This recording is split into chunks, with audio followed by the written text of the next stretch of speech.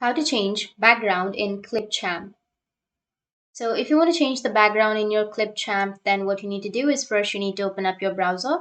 On your browser, you need to search for Clipchamp.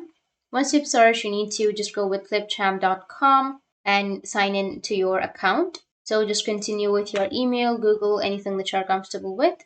Now you just need to simply go with create a new video, and after that you can just go with import, which is on the upper left, and then import anything that you're comfortable with in which you would like to change the background. So I'll just simply go with a video. Once you've selected the video, now you just need to simply drag it to your timeline, and here on the right side you will have the effects section. So go with effects, and under your effects you will have a green screen option. Just scroll down and then go with a green screen, and here you will have adjust section. Go with adjust and you'll be able to adjust your green screen.